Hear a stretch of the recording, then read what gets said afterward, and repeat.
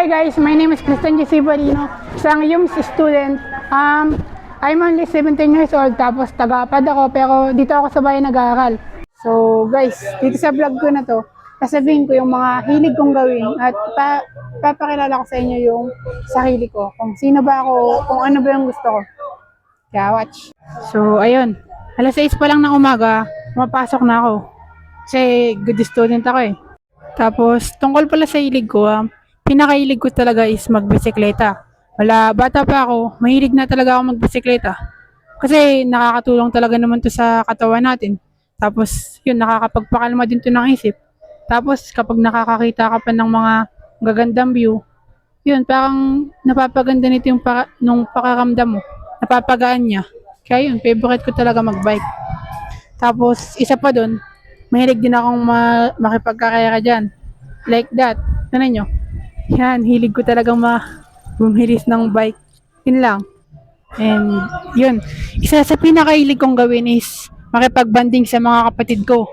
Alagaan sila, ibigay yung mga gusto nila at pasayahin sila, makikipaglaro, yung ganun. Kasi nga, bilang kuya, gusto kong iparamdam sa kanila na dapat ako yung unang poprotekta sa kanila. Sa akin sila lalapit kapag may problema sila. Kapag may gusto silang malaman, sa akin sila magtatanong. Kasi nga, ayun, isa din sa dahilan kung bakit nagpapakatalino ako.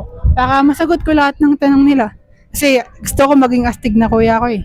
And isa rin sa mga hilig ko is mag-serve sa simbahan. Batang simbahan niya ata to.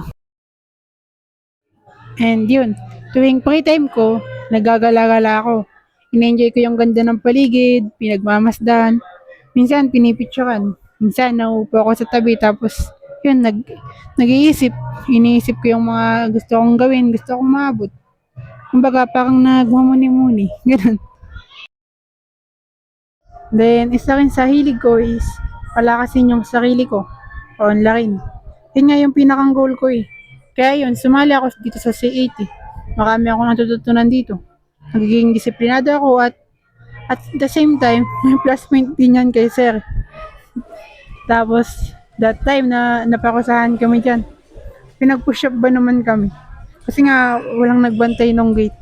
So, ayun. Tingnan nyo na lang yung push up.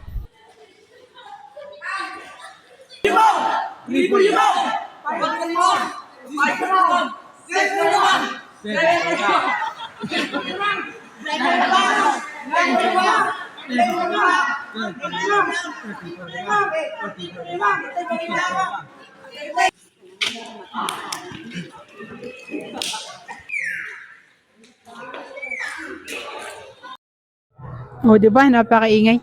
Pero seryoso, masakit sa katawan yun. Kaya kung magsi-80 kayo, dapat handa kayo sa ganun training. So, yun lang naman mga gusto ko. Pero hindi ko din nasama yung pag-ML tapos pagbabasa. Pero napakahilig ko yun. So, yun lang. Thank you sa panonood.